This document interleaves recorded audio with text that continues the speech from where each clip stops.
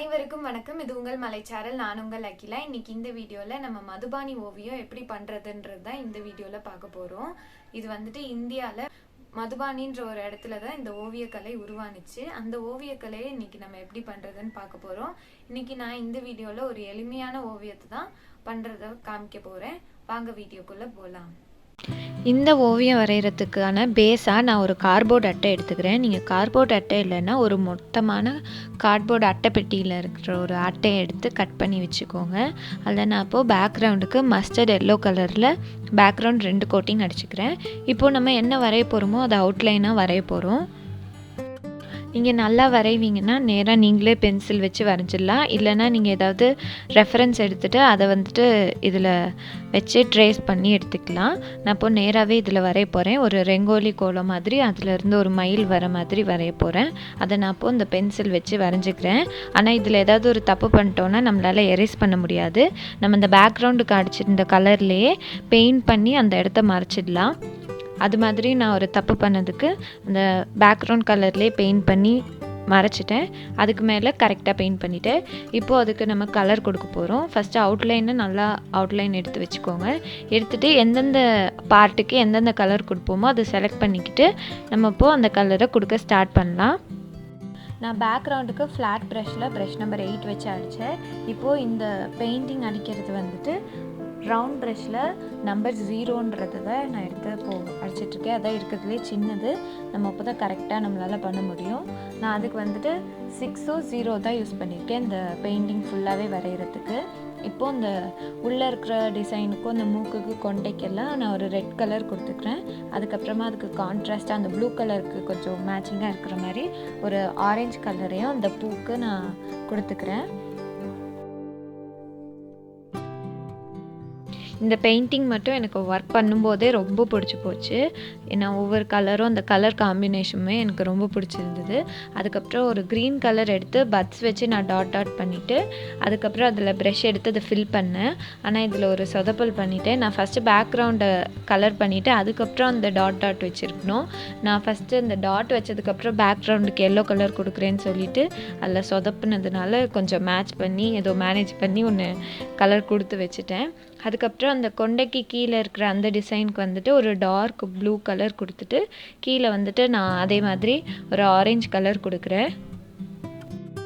இந்த மதுபானி ஓவியத்தை பொறுத்த வரைக்கும் நம்ம வந்துட்டு நம்ம நாட்டில் பயன்படுத்துகிற அந்த பொருட்கள், நம்ம நாட்டு பெண்களை வரைகிறது அந்த மாதிரி தான் நிறையா நீங்கள் பார்த்துருப்பீங்க. அது மாதிரி தான் நம்ம இன்றைக்கி இந்த மயில் வரைகிறோம். அதே மாதிரி இந்த ஓவியம் கொஞ்சம் எளிமையாகவே வரைஞ்சிடலாம். ஏன்னா நம்ம வந்துட்டு ஈஸியாக ஒரு பெயிண்ட் பண்ணுற மாதிரி தான் இருக்கும். ஈஸியாக ஒரு இடத்துல அந்த அவுட்லைன் போட்டோன்னா அதுக்குள்ளே கலர் பண்ணுற மாதிரி தான் இருக்கும். இப்போ டபுள் ஷேடோவில் அந்த மாதிரிலாம் பண்ண போகிறது இல்லை.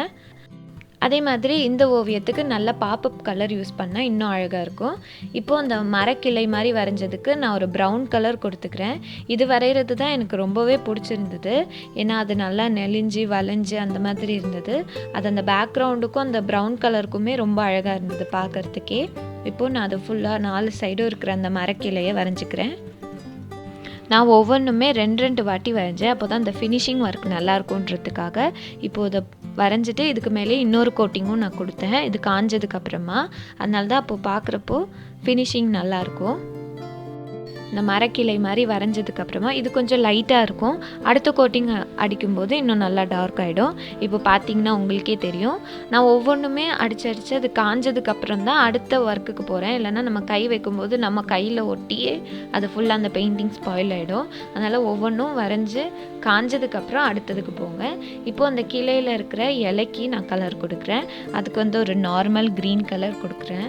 டபுள் ஷேடோ கூட கொடுக்கல. இதுவுமே எனக்கு ரொம்ப பிடிச்சிருந்துச்சு. ஏன்னா அந்த பேக்ரவுண்டுக்கும் அந்த கலர் காம்பினேஷனுக்குமே ரொம்ப அழகாக இருந்தது.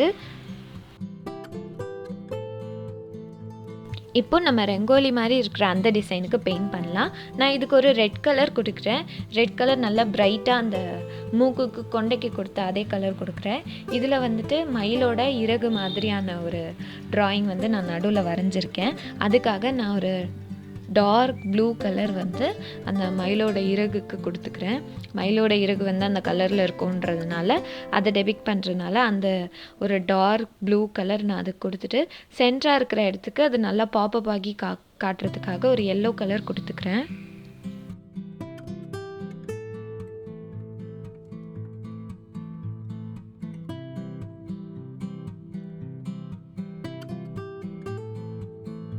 இதுக்கப்புறம் நம்ம ஓரங்களில் இருக்கிற அந்த ரெங்கோலி டிசைனுக்கு பெயிண்ட் பண்ண போகிறோம்.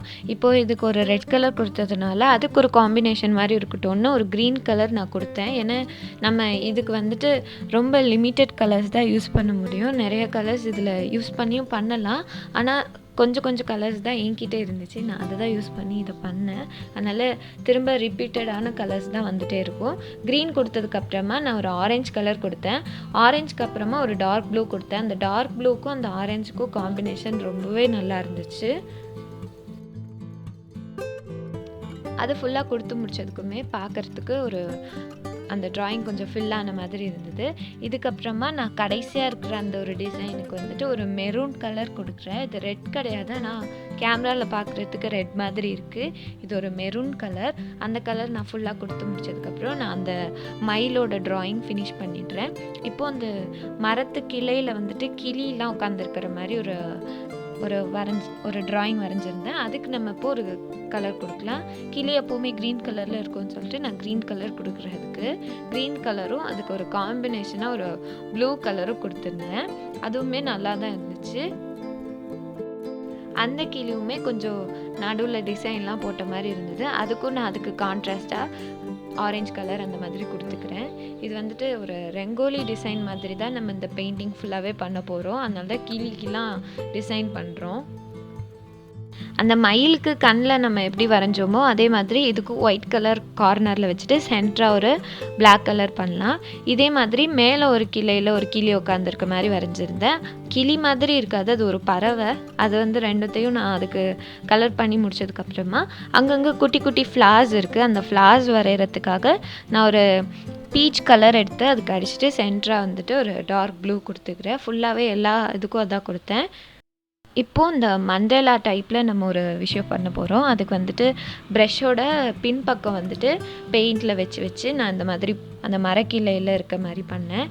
இது வச்சதுக்கப்புறம் தான் பெயிண்டிங்கே ரொம்ப அழகாக இருந்தது. ஏன்னா எனக்கு இந்த பெயிண்டிங்லேயே ரொம்ப அழகான பார்ட்னா நான் இது பண்ணதுன்னு தான் சொல்லுவேன். ஏன்னா இந்த ரெங்கோலி ஓரத்தில் அந்த ஒயிட் கொடுத்தது தான் ரொம்ப அது நல்லா அழகாக பாப்பப் பண்ணி காட்டுச்சு.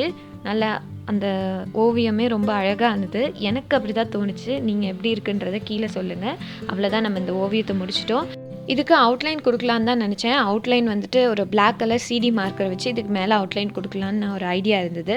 ஆனால் எனக்கு இந்த லுக்கே ரொம்ப பிடிச்சதுனால நான் அவுட்லைன் கொடுக்குறத விட்டுட்டேன். அவுட்லைன் எல்லாமே ரொம்ப அழகாக இருந்தது. உங்களுக்கு வேணும்னா நீங்கள் அவுட்லைன் கொடுத்துக்கலாம். இந்த ஓவியம் உங்களுக்கு பிடிச்சிருக்கும்னு நினைக்கிறேன். கண்டிப்பாக நீங்களும் ஒரு வாட்டி முயற்சி பண்ணி பாருங்கள். ஏன்னா சிம்பிளாக நம்ம வீட்டில் இருக்க பொருட்களை வச்சே பண்ணிடலாம். இந்த ஓவியம் உங்களுக்கு பிடிச்சிருந்தான்றதை நீங்கள் கீழே கமெண்ட் பண்ணுங்கள். இவ்வளோ நேரம் பொறுமையாக இந்த வீடியோ பார்த்ததுக்கு நன்றி.